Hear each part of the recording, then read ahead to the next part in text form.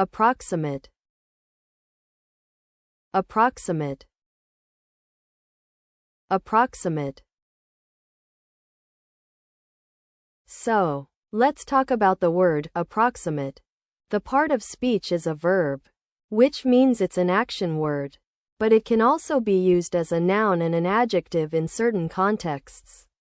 When you use approximate as a verb, it usually means to estimate or calculate something roughly, often because you don't have the exact information needed to give a precise answer.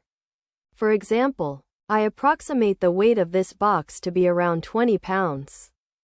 As a noun, approximate refers to an estimation or calculation that is close but not necessarily exact.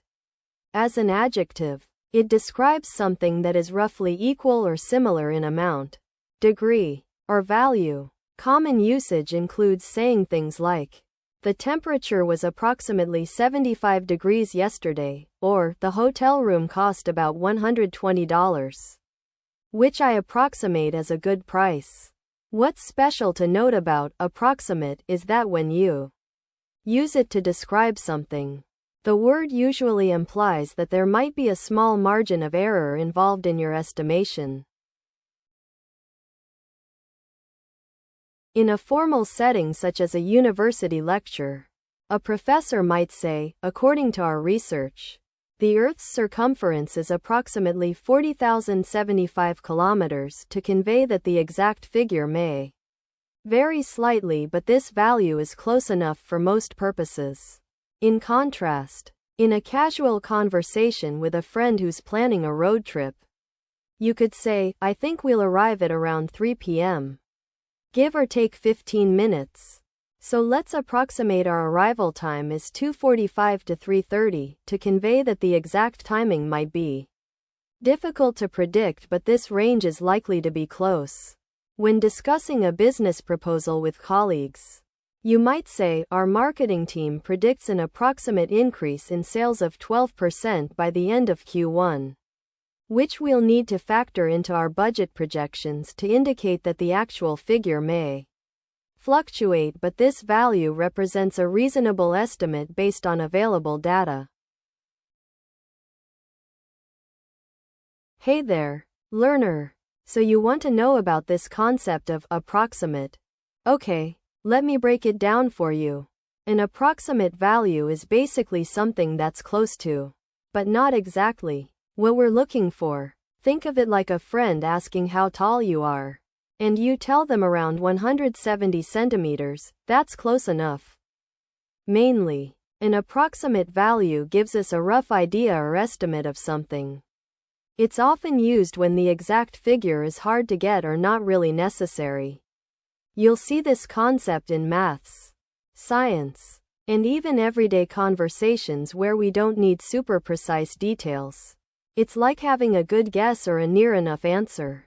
Some similar ideas are about, around, or nearby, all of which convey that same fuzzy but accurate feeling.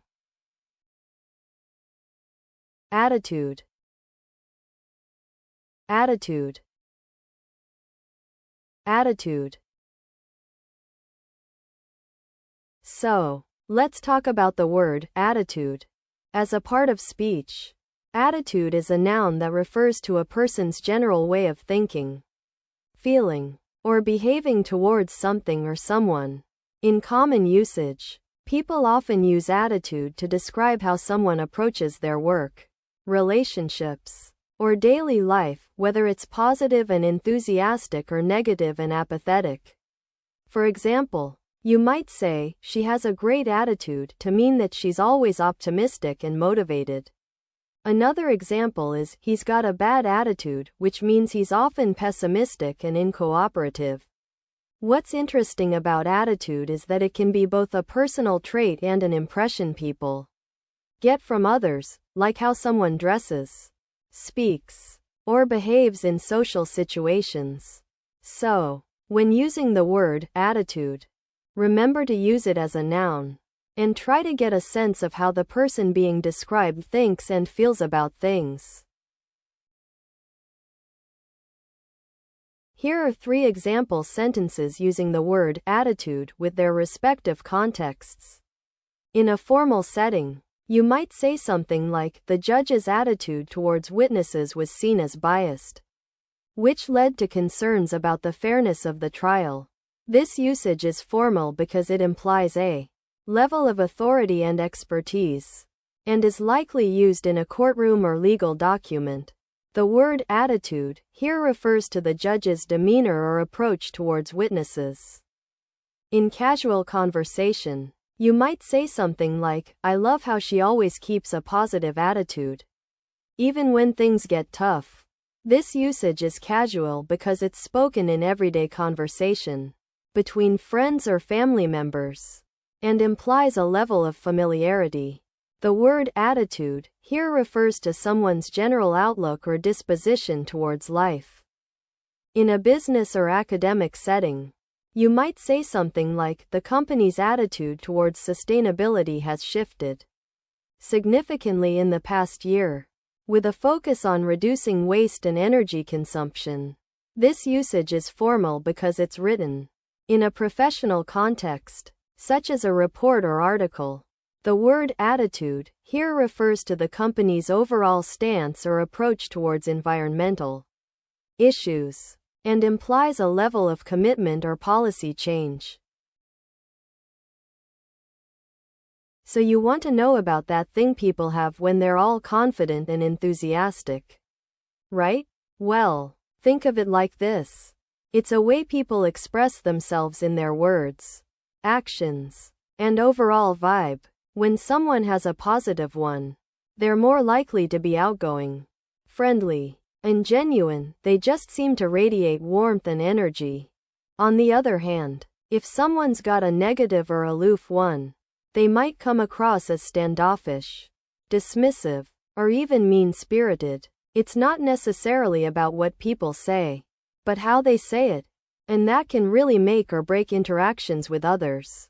Some similar concepts to this would be personality, which is a bit broader, covering everything from likes and dislikes to strengths and weaknesses, while others like mannerisms focus more on the way someone carries themselves in physical terms. As for how it's used, having a good one can open doors, make friends, and even get you ahead in your career. Attribute. Attribute. Attribute. So, let's talk about the word attribute. As a part of speech, attribute is a noun, which means it refers to a thing, quality, or characteristic. In common usage, an attribute usually refers to a quality or characteristic that belongs to someone or something else, often in the sense of describing their nature or features. For example, her kindness is an attribute she's always been proud of, or the car's speed and agility are attributes that make it perfect for racing. What's interesting about this word is that it can also have a slightly different meaning when used with certain verbs. For instance, when you say to attribute, you're talking about giving credit or blaming someone for something.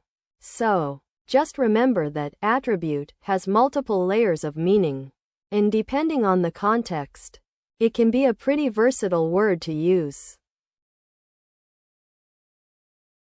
In the context of a debate on art appreciation, John said to his friend Emily that he would attribute the beauty of the painting to the masterful use of colors and brushstrokes, which gave it an air of sophistication.